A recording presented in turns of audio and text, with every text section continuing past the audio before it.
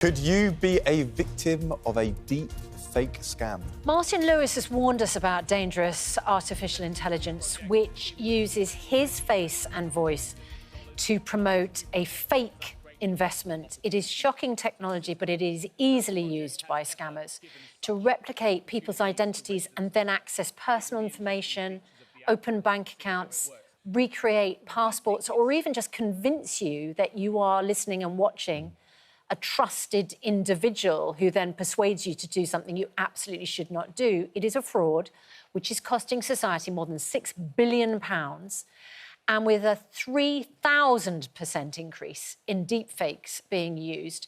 We're going to show you this morning live on the show how you spot it so that you can stop it. Fraud expert Simon Horswell is here in the studio this morning with some of the technology that criminals are using right now on a daily basis. And alongside Laura Noy, who works with Simon at the identity verification company Onfido. Although, of course, just a few moments ago, we saw Laura as me, and that was incredibly convincing. So, Simon, tell us about this technology and show us how it works, if you don't mind.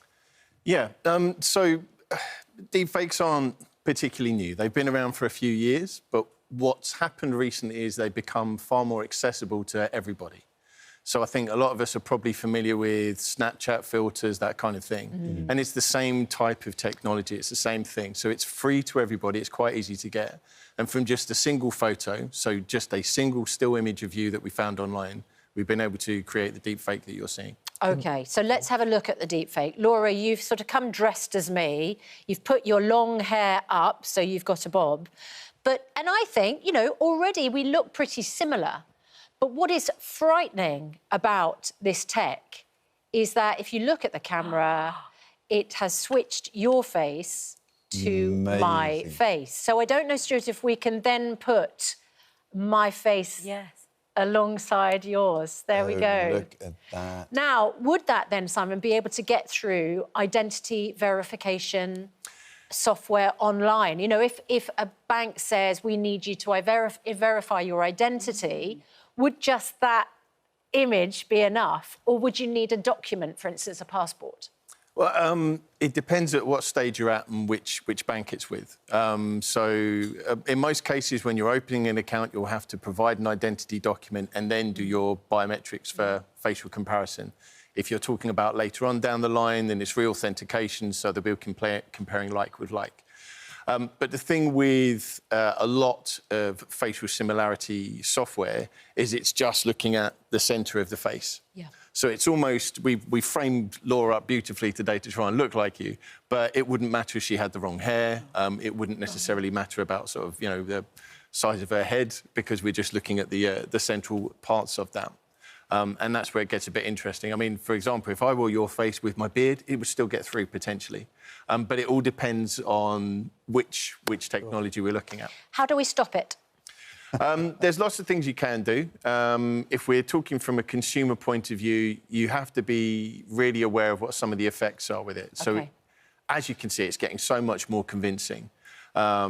We can do this now in video calls as well. This is where it's a bit different from some of the filters. We're doing this live. There's no processing involved. Let's say Laura FaceTimed a member of my family. Yeah. OK, and said, I'm in terrible straits, I need some money, you know, my phone's not working and my bank account's been locked, so please can you put money into this other account, right? Because that's what viewers at home would perhaps be most worried about.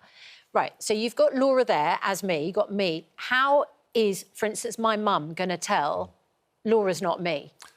Yeah, well, this is one of the biggest problems. I mean, the reason why with a lot of identity verification, when we're doing the biometric check, we put in some kind of head movement, is because that's where you're going to see the little glitches pop up. Is there a join down the side of Laura's face when she's being Susanna? If she turns her face to the side, can we actually see? Can we see where she becomes? No, it still looks quite like subtle. me. But the difference is when she moves her head, if you take a look at something like her nose or her eyes, you might see some glitching happening then. But but doesn't sound like any more glitching than in a normal Zoom, FaceTime video call. Yeah, it's something you have to sort of get your eye in for, because the nose almost changes shape. And if you think there's a problem with it, then there is going to be a problem with it. So one tip I've heard is that what family members should do, if it's, you know, your mum and your daughter or your grandkids, you should agree a word which everybody knows. Right. We're going to say Mississippi or Brighton, so that any time there's a verification thing going on, if you don't use that word, you definitely know it's a fake. It's so hard to tell from the picture. Have a code word which everybody knows. If that word's not there, you know it's not real. I think that's an excellent idea, or an event that only you and that person could possibly talk about. Something obscure. Yes. Yeah, exactly. Shouldn't be a birthday. I tend to go with the latter. The code word's a nice idea, but then that's something you have to remember, and it's something that could potentially get leaked. Whereas if I ask you an innocuous question about the last time we interacted, that's going to be something you and I both know. I probably haven't posted on social media. You haven't posted on social media. No one's going to have that information. But it's something we should think about and talk about right now, because it's so hard to spot the picture, but you can have a plan in the family. Yeah, for sure. And I think people really should start making these kind of plans now. We're already seeing this happen. There are stories that have been out for a while. In the States, you've got audio scams that are using deepfake technology, the audio version of it, deep voice. We're showing you how easy it is to perpetrate, and we've already heard about scams that have involved people on conference calls giving away millions of pounds of companies' finances because of convincing scams like this. And one example of how criminals could benefit from this technology is through identity theft. You've got a genuine specimen passport, so we're not giving anyone's details away, but how easy would it be to change it to look like my passport? Well, this is it. With just a single photo that we have from you that we found online, we can just place that in front of the camera, and then I've got, if we cut to it, there we go. If we look to the actual webcam footage, you can actually see that we put your face on that document. Right. Oh, my gosh. So it's all the other details, but it's your face on there. And it's just as easy if I manage to get hold of it. Doesn't it? I have to say, I don't normally look... If I showed you my passport photograph, it would not look anything like as good as that. So that is one way. So there's if you're looking at my passport, you can identify a scam. Look, it's really interesting to talk to you. I feel like we're behind the curve when it comes to AI. And we can, in fact, we'll talk to the Minister in a moment, Grant Shapps. It's not something the government is telling us much about. We get told lots of public messages about crime or about health, but I've not heard the government tell us about identity fraud.